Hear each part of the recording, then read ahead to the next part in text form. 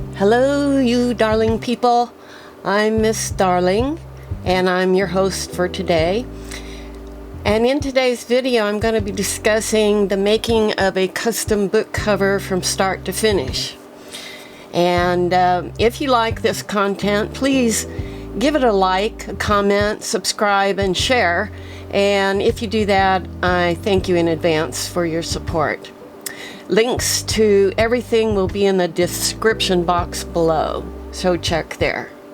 Okay, we're going to talk about making covers for junk journals. There are two kinds. You can take an actual book and remove the pages from the inside and create your journal using the actual book cover from some book that you have on hand or that you purchased. Or you can make one completely from scratch. We're going to do one completely from scratch today, but I just wanted to show you some examples. For instance, here is a journal that I made. It's from an existing book, and you can see that I haven't done anything to the back other than to put this notched hole in it. And on the front, I did cover the spine because I sewed into it with the pages, and I did put decoration on the front, but I actually used a book that I had on hand and that I had removed the pages from. This is another one that I took a cover from a book and I put fabric over it, and then it sat for nearly a year. I didn't like the cover, and so then I put a lace background on top of that cover and then decorated on top of that, and it became one of my favorite books of all time. So you can see the brown fabric in the background, but this was originally an actual cover from a book I had on hand. Now, let me show you some books, some journals that I've made that I made from scratch. You can really not tell a difference. This one is covered in fabric, and you see the front and the back. And I thought the fabric was so interesting and well placed that I did not do any decoration on top other than to add this ribbon frill.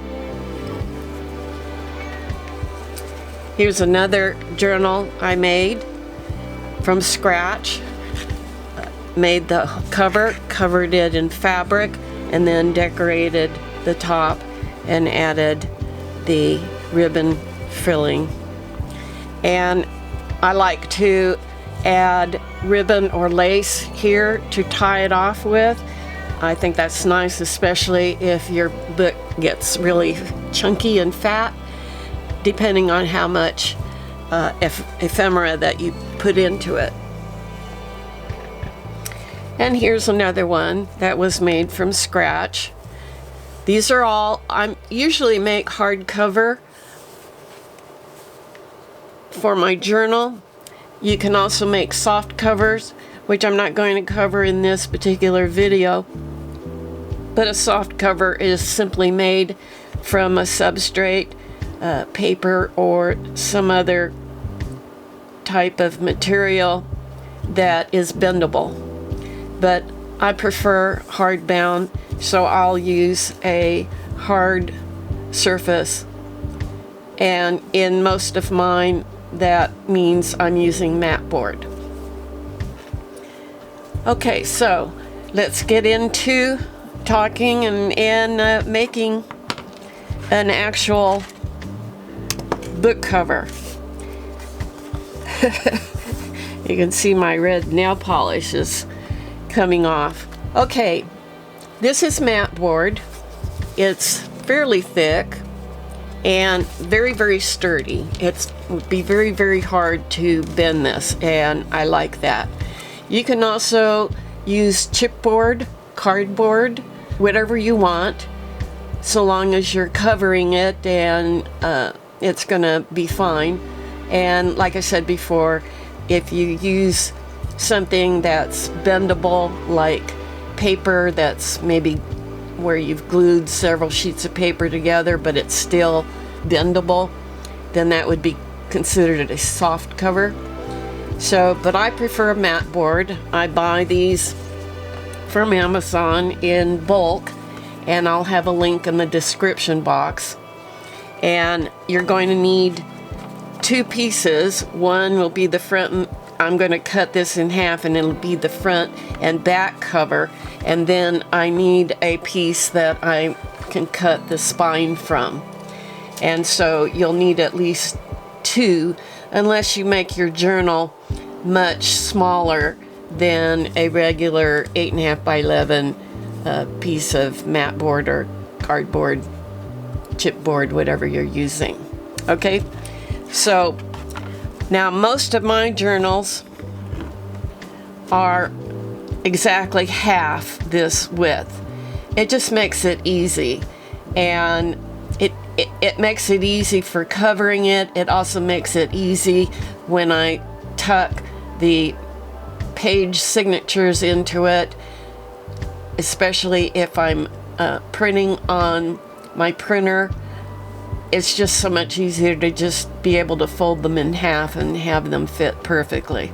So I prefer just taking this and literally cutting it in half. So the first thing you're going to want to do is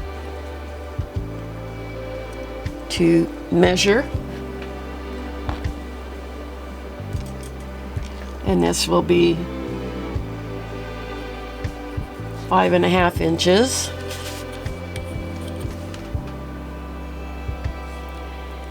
by, and 5.5 inches down there.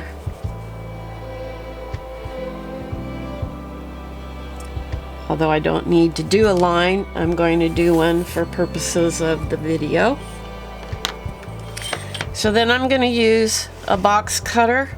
You can use an X-Acto knife or some other blade, but box cutters work very nicely. And you'll need a metal straight edge. I don't recommend an acrylic one, because if you slightly get it not positioned properly, you can nick the edge of your acrylic, and you don't want to do that. So it's best to use a metal straight edge. And I have a cutting mat. It's a self-healing cutting mat. There's a link in the description for those. So now I've got two matching halves. One will be the front cover and one will be the back cover. But I'm also going to need a spine. So here's where I take a piece that I've already cut from, and I normally do 2 signatures in my journals. So I already know that my spine needs to be 1 inch wide. So I'm measuring that off.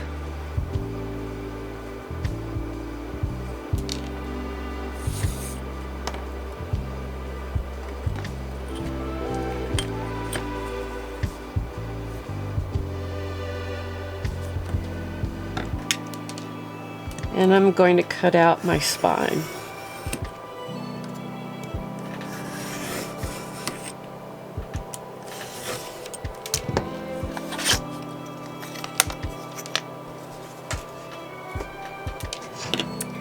Okay, now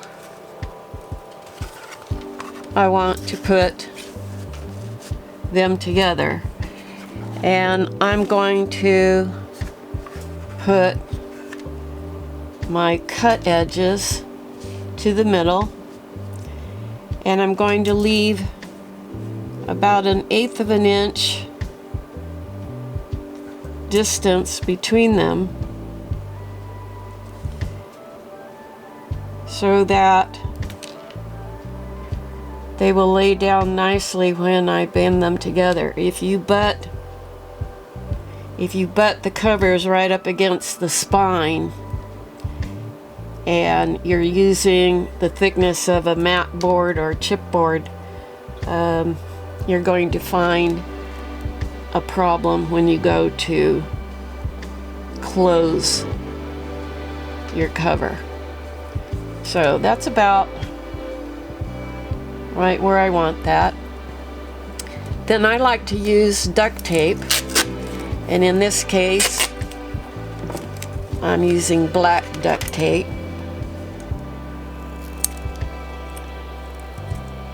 Since you're going to cover this over, it really doesn't matter what color you use.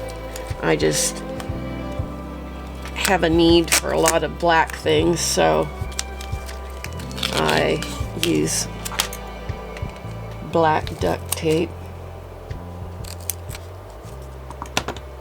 So I'm going to cut out a piece that's a little longer than my width, and then just plunk it down here. And then I'm going to take, if you have a bone folder, it can work. I like using this, which is like a bone folder, but probably called something else.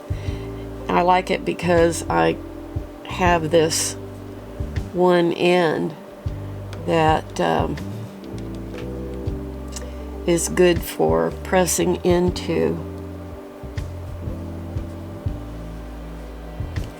these corners or the edges.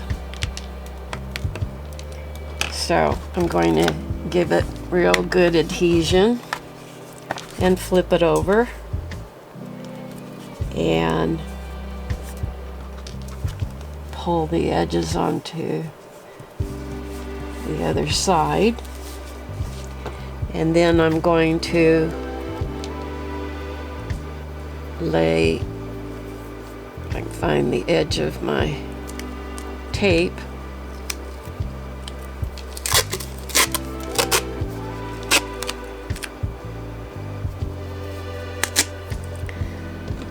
I'm going to lay another one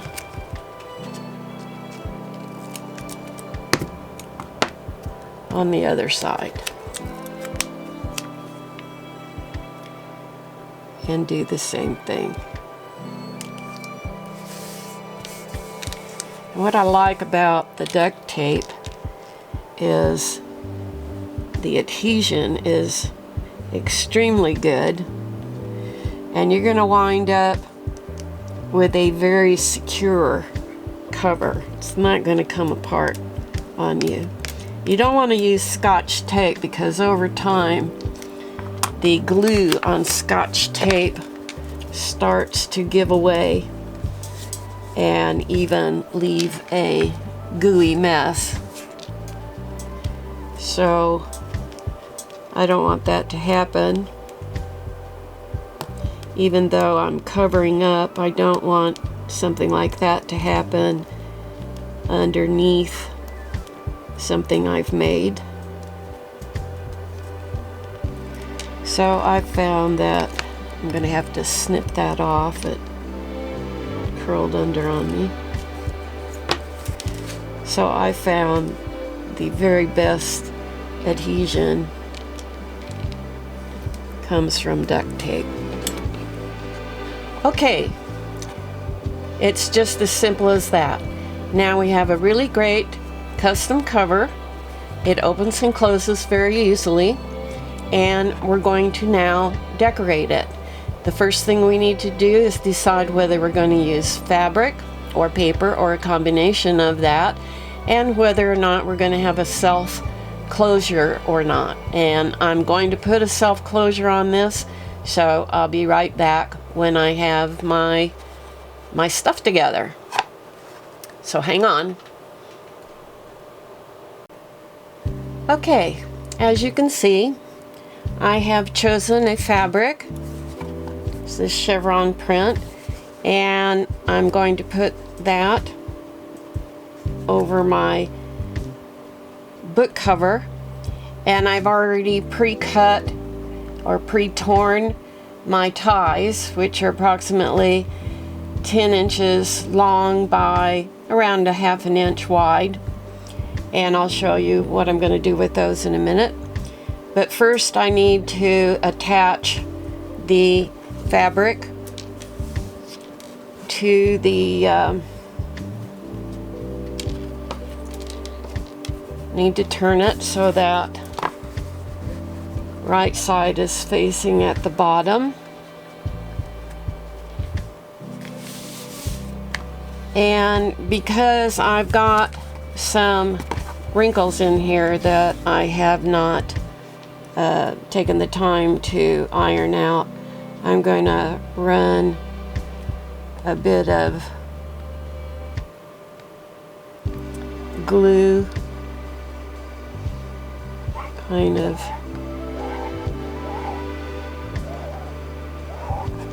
over that to help get that adhered down. And what I'm going to do is just put a nice gluey gob on each corner.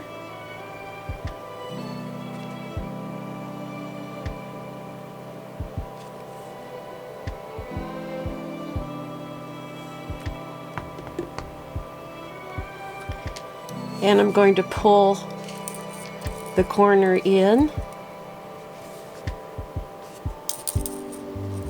at a diagonal and press it down.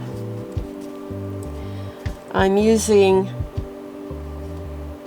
a great product called Fabri-Tac. I've put it in a container of my own that is easier to get out than the one that the manufacturer supplied. But it's called Fabri-Tac, and it will glue anything, particularly fabric. And it sets up quite rapidly, so you don't have to wait forever. And you want to kind of pull the ends tight so you get kind of a, you want to make this tight as you go down. And I forgot to kind of put some glue on this other side, which could wind up being the cover, the front cover, so I don't want to not do that. I've had problems in the past with trying to put on fabric that has a deep fold in it, and I'm just too lazy to get out an iron or even a steamer to press it. So we'll try this method and hope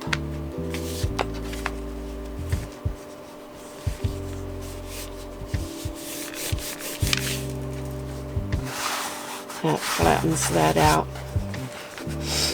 And now we'll go back to gluing the corners.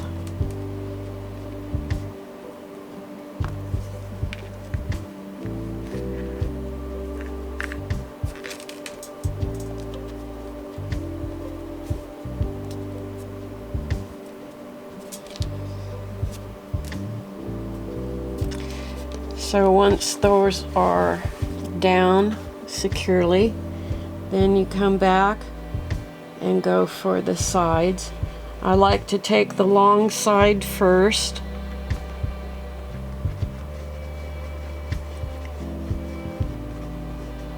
To get that securely in place.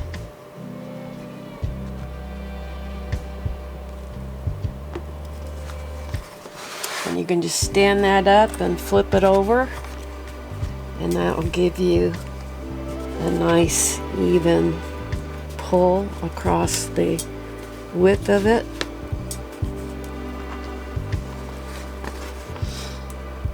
And then do the opposite side. You want to glue in stages, not try to put your glue down everywhere and then adhere the fabric. Just take it a step at a time.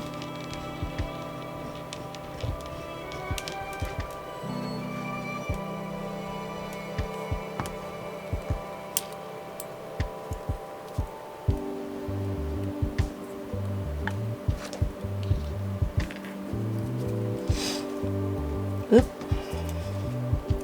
Okay, let go, sticky fingers. Okay, and just flip it over.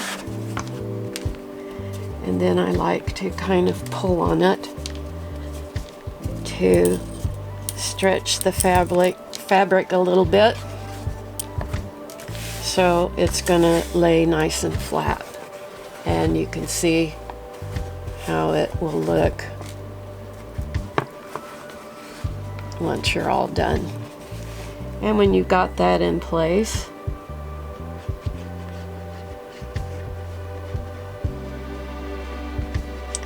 then you do the ends the same way.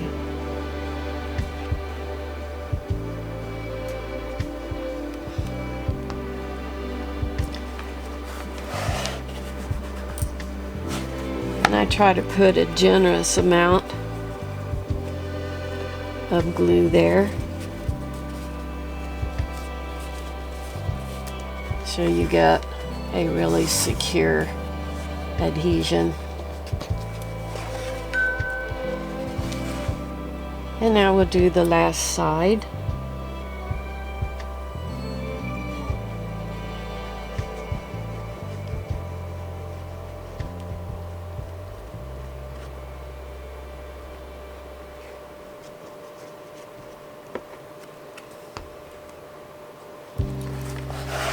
And press down and flip over.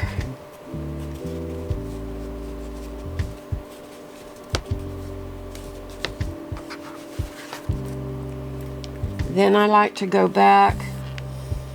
Obviously, you probably will have some parts of the fabric that will not have been glued down yet, so I like to go back and kind of make sure all that's glued down so it doesn't create a problem later on. It usually happens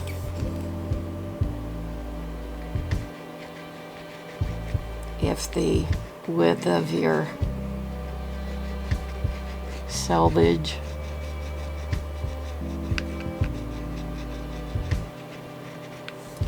or your extended fabric is wider than you've glued. Okay, so there we have it, all nicely glued down. Turn it over, check all sides. The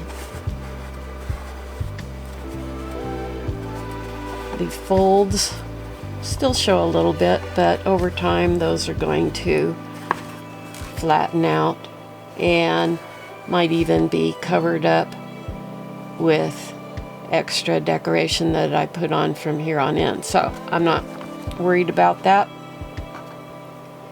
So now you have to remember at this stage, if you're going to put a self closure on it, now's the time to do it before you put down end papers on the inside. So I'm going to glue down get approximately halfway down the width of it, and I'm going to glue. I like to take the glue out a little beyond where the fabric ends, and with the right side down, when you're working with something that's not printed on both sides. When you turn it over, you want to have the right side up. So you glue it with the right side down, and then come over to the other side, and with right side down.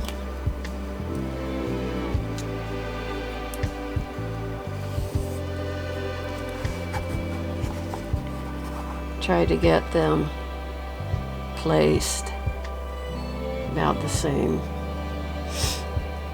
place.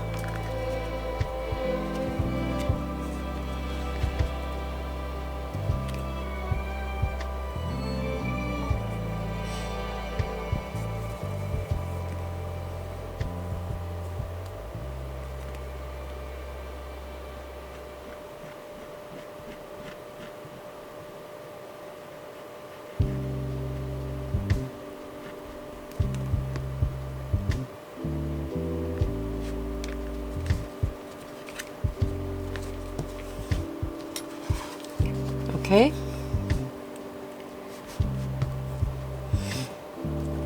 Now you're going to want to cover this side with end papers, and I have chosen 2 pieces from artwork that I did many years ago. I've printed off copies of the artwork, and I'm going to use one half on one side and the other half on the other side. But before I do anything, I need to cover this spine area with something. So I forgot to pick out something to do there. I am going to use some of this fabric on the front.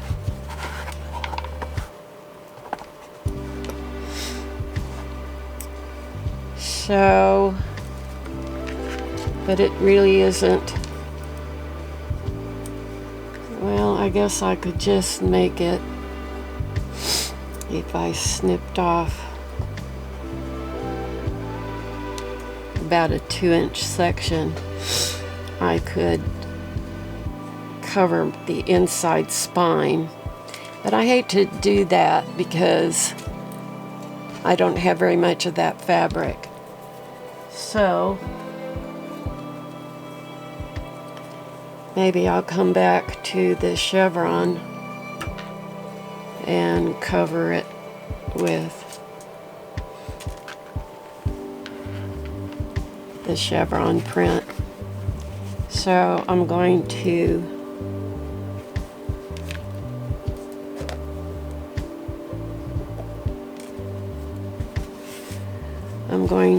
cut off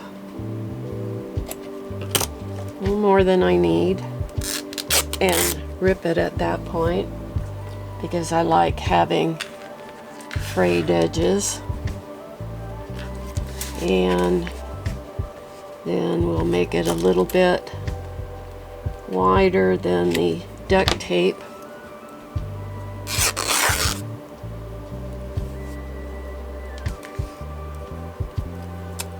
And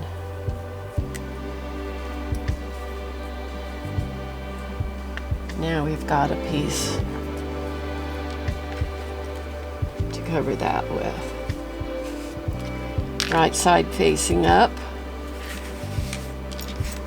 this time. And I'm going to just glue down half a section at a time.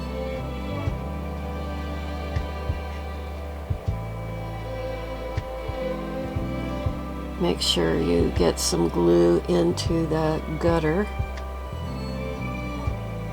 running along here.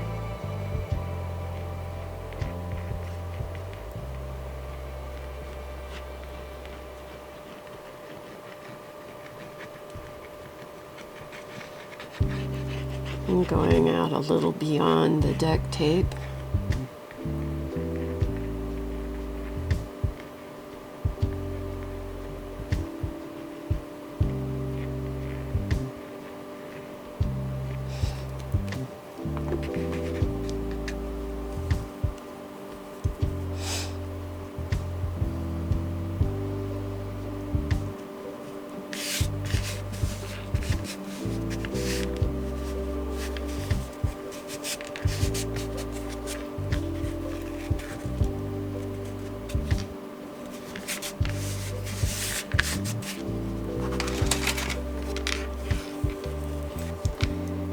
and pressing that down. You will find on some fabrics, particularly lighter weight ones, that I forgot to kind of spread my glue out so it wasn't as concentrated in one spot. Because if you don't do that, depending on the thickness of your fabric, this Fabri-Tac, while it's excellent for its adhesion, it can at times bleed through onto the other side of your fabric where you really don't want to see it. And so I failed to do that, but I will do it to this side, and it's just a matter of kind of evening it out so you don't have big gobs in one section coming through at you. And again, I'm going to press into that gutter to get a nice adhesion. Okay, I don't need quite this much overhang out here, so I'm going to, I don't know if I can pull it off. I'm not going to try to. I'm just going to cut it and then help it fray a little bit after the fact. All right. Okay, so now we're ready to put end papers down. So I'll put this off to the side. And I've already measured.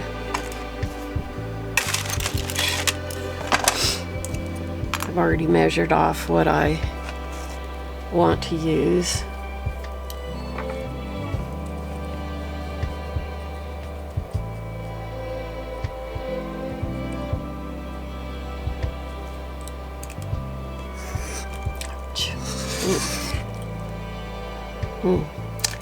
Sorry, I just cut myself big time. I'll be back. Okay, I'm back. It's about 15-20 minutes later. I slashed it. Had to go down to my first aid room, which is my bathroom, and took a while to stop the bleeding, but I think it's pretty well stopped now. I have a little band-aid on it. I was thinking I should probably title this video "YouTuber Slashes Finger While Viewers Watch in Horror." Well, I got it pretty deep, I guess, but not deep enough to require medical help. So onward we go. The show must go on, right? So I decided to crop the rest of my end papers off camera where I could actually concentrate on what I'm doing. And that's all that I did. So let it be a lesson to all of us that whenever you're using an open blade, you need to really be focused on what you're doing, because an accident can happen so easily if you're not. And we just all witnessed that happen to me. So make sure you're concentrated when you're using it. Maybe I'll have to do all my blade cutting off camera from now on, because obviously it's easy to get distracted. Okay, moving on. I'm going to now glue this one down to this side and that down to the back cover. Let me make sure which side is going to be facing up.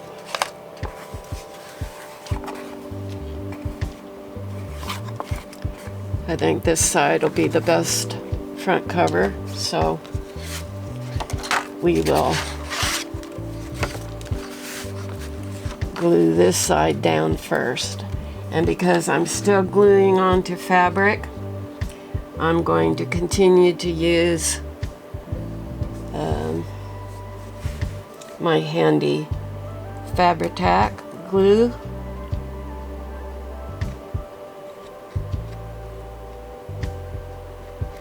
Assuming I can get it to come out.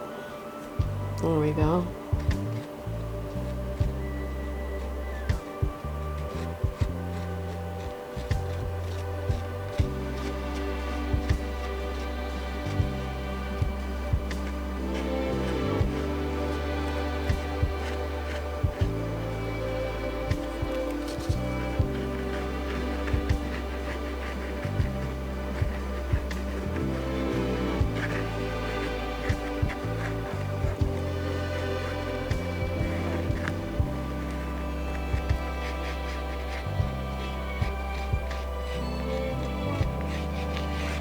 I'm going to put some glue down the middle field here as well,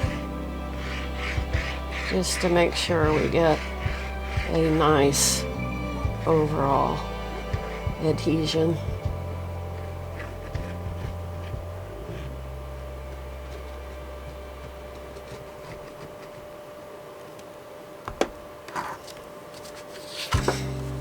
And down we go.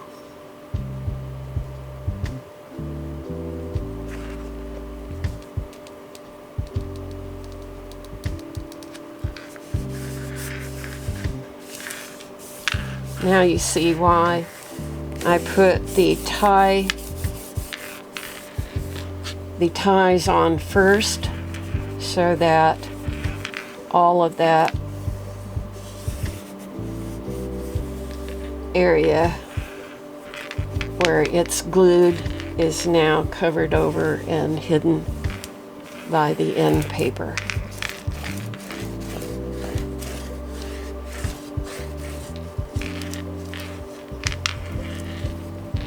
I'll go over it well with a bone folder or whatever you have, credit card. Make sure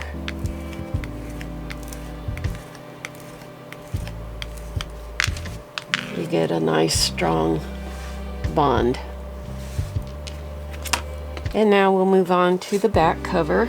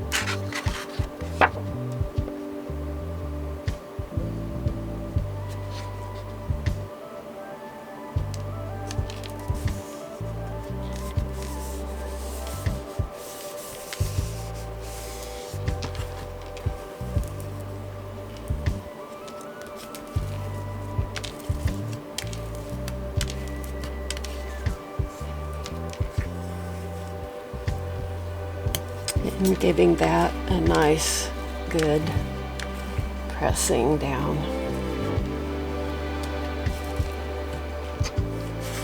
And there we have it. The outside and the inside. And a self-tying mechanism to hold it closed when you want it closed and protected. So now, uh-oh.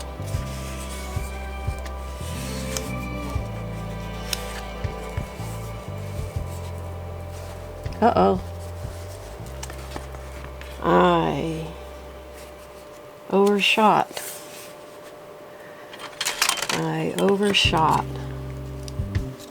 And I cut this side too wide. So now I'm ever so carefully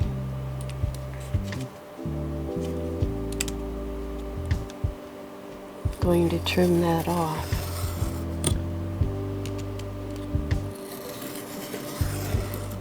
My eyesight isn't what it once was, and with this dark fabric,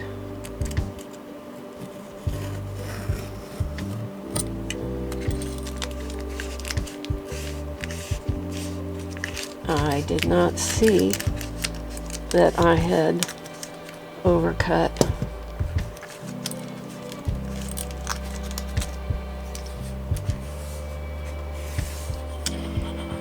And the problem with that is cutting through there,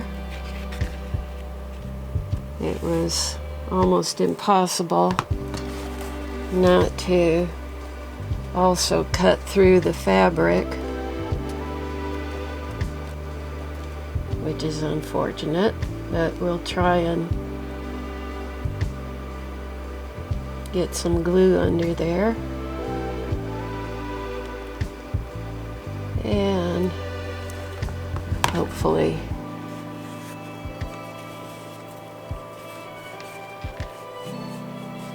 repair that nicely.